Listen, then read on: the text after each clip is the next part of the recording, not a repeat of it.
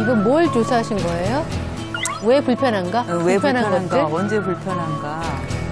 왜 불편하고 무엇이 불편한지. 많이 붙여주셨네요. 시청자분들은 직접 들을 수 있겠네요. 그렇죠.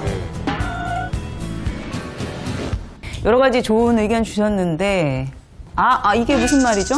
권리는 취하고 의무는 회피하는 뷔페 페미니즘이 불편합니다. 어느 분이세요? 네. 뷔페 페미니즘? 뷔페 페미니즘이 뭐죠? 저를 포함한 많은 10대 남성들은 페미니즘에 대해서 불편한 시각을 가지고 있습니다.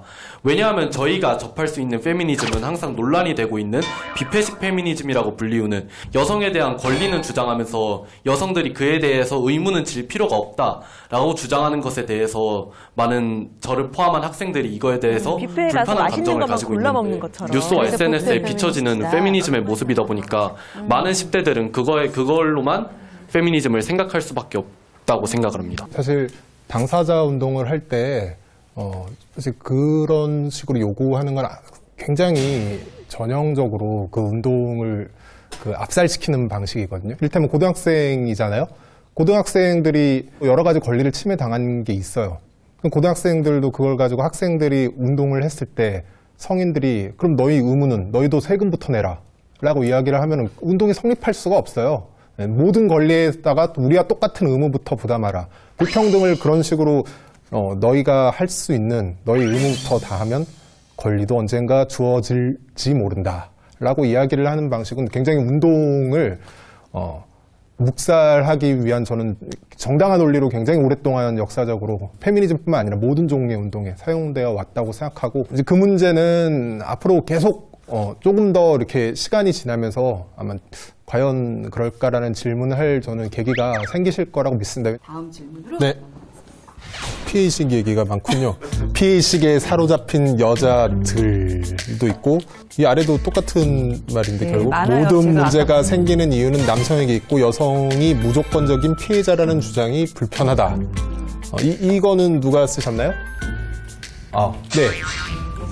전 당연히 남성분이 썼을 거라고 생각했는데. 저도 아까 놀랐어요. 여자들끼리도 저렇게 불편하답니다. 네. 저는 여성들끼리도 성희롱 문제가 있을 수 있고 남성들도 피해자가 될 수 있는데 여성이 성범죄에 노출되고 그런 거는 남성 탓이라고 생각하고 남성들이 변해야지 그런 문제들이 해결된다고 생각하는 게 불편하게 느껴졌어요. 네. 근데 이제 이게 왜 이런 말이 나오는지는 다 알기는 알 수 있을 것 같아요. 왜냐면은 지금 페미니즘에서 말하고자 하는 것은 그래서 여성이 가해자인 경우는 없다라는 걸 얘기하려고 하는 게 아니라 그동안 여성의 피해자성을 이야기해주는 그 분위기가 너무 적었다. 그래서 어떤 사건이 터지면 제일 먼저 그녀의 편에서 한번 생각해 보자가 이제 굉장히 올바른 관점이 되게 되는 거죠. 그렇게 보면 다른 사람들 보기에는 형평성에 맞지 않게 편을 든다라는 느낌이 있잖아요. 근데 그거는 단순히 편을 드는 것이 아니라 그동안 말하지 못했던 부분을 말할 수 있도록 우리가 힘이 돼준다. 다른 거 하나 골라보시죠. 네. 한남충은 상대하지 않겠다는 이분법적인 사고방식.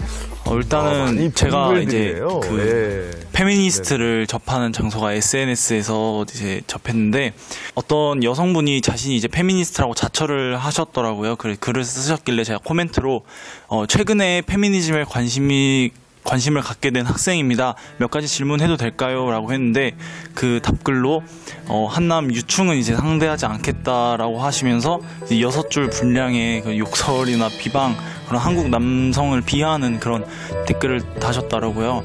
이거는 성차별을 이제 좀 조장하는 꼴이 아닌가라는 생각이 들었거든요. 오히려 잘해보려고 했던 사람한테 그쵸 그 의지를 오히려 끊어버리게 하는 효과가 있었다는 거죠. 네. 네, 저는 그분이 이제 뭐 올바른 방식의 대응을 했다고는 생각하지 않아요. 그런데 일단은 그분의 대답을 어떤 페미니즘 전체의 입장으로 생각하면 첫째로는 안 되는 것이고 두 번째로 그분은 제 생각에 그런 질문을 처음 받는 것도 아닐 거고 아마 굉장히 많은 남성들이 질문을 했을 것이고 그 질문 속에는 사실은 배우고 싶습니다, 이해하고 싶습니다라는 뉘앙스보다 훨씬 더 많은 것은 어디 한번 나랑 붙어보자 라는 종류의 시비로 느낀 경험이 굉장히 누적됐을 거고 그 필요함을 아마 이제 일방적으로 이렇게 나타난 거겠죠. 그건 아마 하지만 실수일 거예요.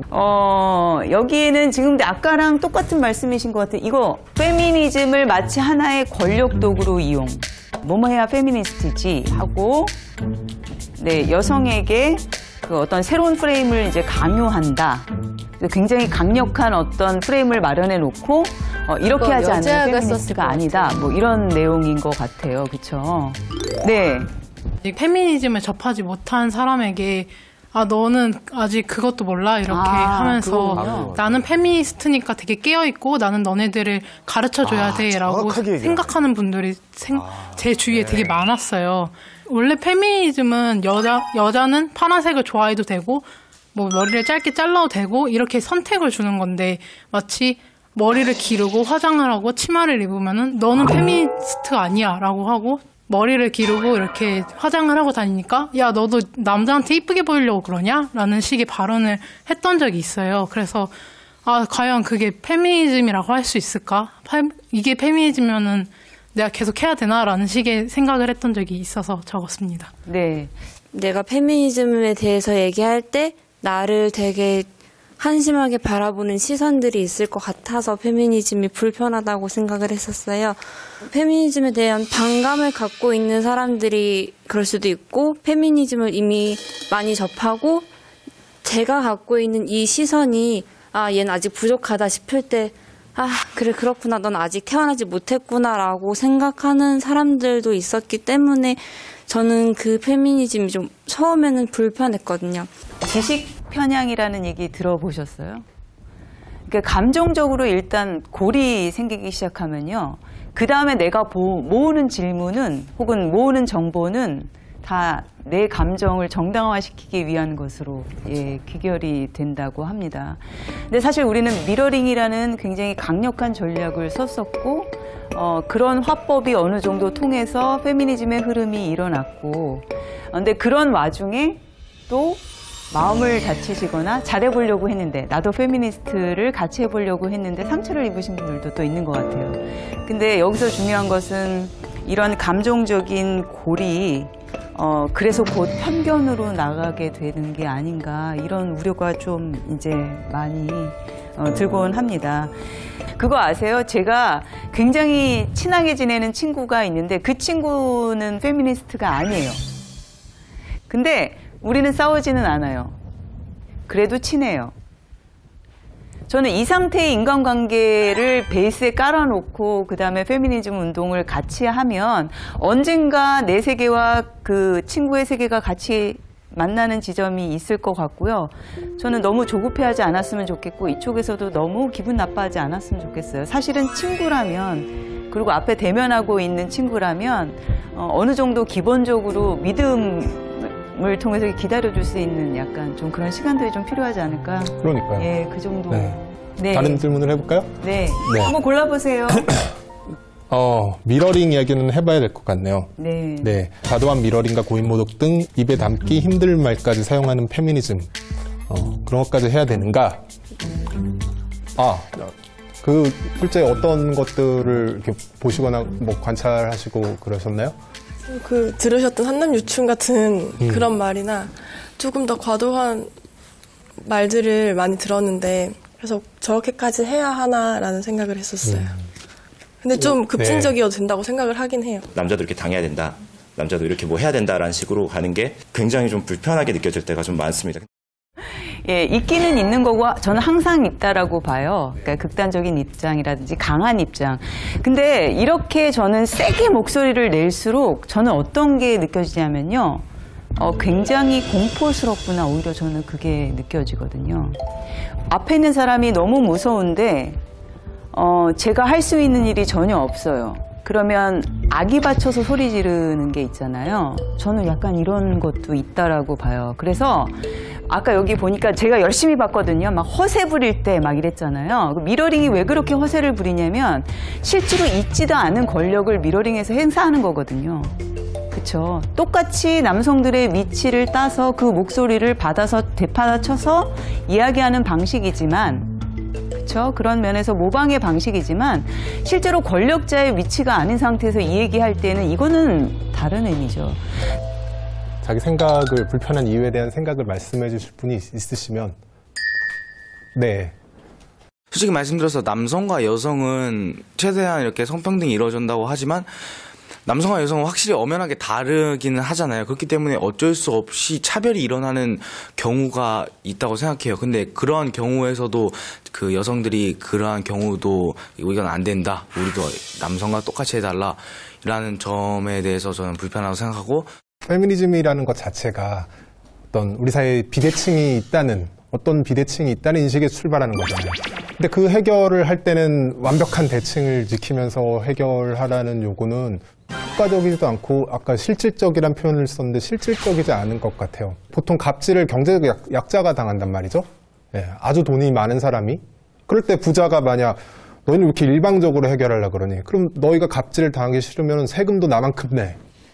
라고 이야기하면은 갑질 계속 하자는 소리밖에 안 돼요. 그거는. 그 사람들은 세금을 낼 수 없어요. 그만큼의. 그런데 페미니즘을 해결하기 위해서 왜 이렇게 일방적이냐. 남자가 당하고 있는 모든 것들을 다 해결하면서 같이 가자는 요구는 사실 짐을 지우는 요구거든요.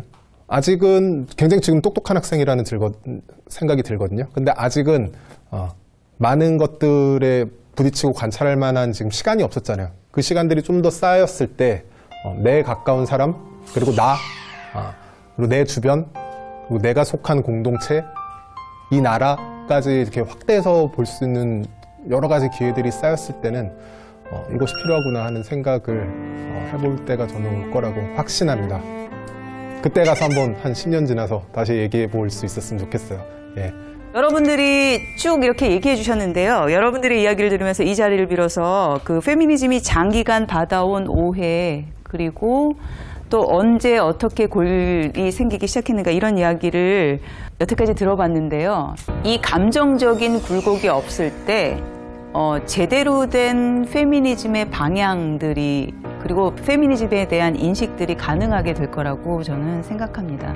저는 저기 앞에 계신 딱 세 분을 상대로 이야기할게요. 제가 하고 싶은 이야기는 다시 초코파이의 방으로 돌아가서 그 초코파이와 여성주의 세미나라고 쓰여진 책 한 권이 놓여있던 방에서 제가 그걸 제 삶으로 완벽하게 받아들인다고 느낄 때까지 한 10년 정도가 걸렸어요. 여러분들도 아마 저는 그럴 거라고 생각하는데, 그 시간, 일종의 낭비한 시간을 사람마다 좀 줄일 수도 있을 거예요. 그리고 그 낭비한 시간 동안 굉장히 부끄러운 기억들이 결국엔 많이 쌓이게 됩니다. 남자들은 특히. 그래서 그 시간들을 여러분들은 딱 10년 아니라 조금 더 줄일 수 있었으면, 그리고 더 먼저 고민하고 더 많이 고민하면 그 시간은 단축될 거란 말이죠. 그럴 수 있었으면 좋겠다는 바람이 있고요. 그래서 마침 저기 초코파이 있는 것 같더라고요. 네, 초코파이와 마침 이 여성주의 페미니즘 도서가 있어요. 저한테 주시겠어요? 3개씩? 언젠가 한 몇 년 뒤에 이 기억이 저한테처럼 좀 남았으면 좋겠어요. 아이, 정말. 저를 준비 방식을 시작하는 거예요. 포교. 오늘 여러분들 여기 와주셔서 굉장히 감사드리고요. 저도 이렇게 실제로 눈을 마주치면서 얘기를 들으니까, 그야말로 말을 섞어보니까 또 제가 어떤 부분을 더 보충해야 되는가라는 생각이 좀 많이 들어요. 그리고 이 방송을 보시는 분들도 아마 그렇게 되리라고 생각합니다. 감사합니다. 네, 할게요. 네, 감사합니다. 수고하셨습니다. 어떠셨어요? 이게 현장에 계시던 두 분은 약간 느낌이 좀 남다르셨을 것 같아요. 네, 저기에 올 분들의 수준을 좀 되게 낮춰봤던 것 같아요. 정작 사실 페미니즘을 어느 정도 이해하고 그 근처에 가 있으면서 많은 이미 고민을 시작한 한참 뒤에 찾아온 분들이 꽤 되더라고요. 저는 그게 굉장히 놀랐습니다. 저는 되게 의의가 있었던 게 뭐냐면은, 실제로 제가 저 20, 30대 페미니스트들을 보는 경우는 주로 소셜미디어를 통해서잖아요, 뭐. 근데 실제로 눈을 마주치고 얼굴을 마주치고 이야기를 하는 게 너무 좋았어요. 저도 약간 비슷하게 생각했어요. 손남주 작가님. 저는 반대 의견 던지는 사람들은 무조건 혐오할 줄만 알고 막 이렇게 강한 분들만 계실 줄 알았는데 저렇게 이야기를 듣고 얘기해보니까 너무 발전해 나가고 있다라는 생각이 드네요. 뭐가 부족하고 어떻게 하면 소통이 될지에 대해서는 좀 생각을 많이 하게 되는 시간이 바로 까칠남녀 이 시간인 것 같아요. 그래서 2018년에도 좀 더 서로가 소통하고 이해할 수 있는 그런 시간이 됐으면 좋겠습니다. 우리 새해니까 그래도 덕담은 좀 하고 마무리를 해야 될 것 같은데. 저는 이게 덕담인지 악담인지 잘 모르겠는데. 누구한테 하고 싶으세요? 저는 이현재 교수님께. 네. 올해는 말이죠. 진짜 우리가 남녀평등을 이뤄서 이 까칠남녀라는 프로그램이 없어져서 이현재 교수님이 잘렸으면 좋겠습니다. 세상에. 아니, 그러니까 우리 프로그램이 없어져서. 이런 필요가 없는 세상이 필요가 되면 없어서. 좋겠다. 이런 필요가 없는 세상. 저는 황윤희 씨한테. 덕담하고 황윤희 싶으세요? 씨는 정말 체감할 만큼 달라지고 있는 것 같아요. 조금씩. 물론 아직 만족할 단계는 아니지만 아까 두루마기 분명히 입었을 때 중요한 좀 거는 이상했어요. 나 지금 뭐 왔다 갔다 컨셉이었으니까. 거리는 것 같아. 뭐 왔다 갔다 하긴 하는데 되게 의외의 그리고 이 프로가 어떤 만들어낸 최고의 결과물일 수도 있겠다. 이 프로가 아니라 제 옆자리가 화면이라고요? 저런. 까칠남녀 자식 같은 사람이 되겠습니다. 자, 산골짜기 어르신부터 페미니즘을 고민하는 젊은 세대들까지 이 세대를 뛰어넘는 다양한 소통의 시간이었습니다. 어떻게 보셨습니까? 2018년 새해는 평등한 이야기가 넘쳐나는 그런 한 해가 됐으면 하는 바람입니다. 저희는 다음 시간에 더 까칠한 주제로 찾아뵙도록 하겠습니다. 고맙습니다. 고맙습니다.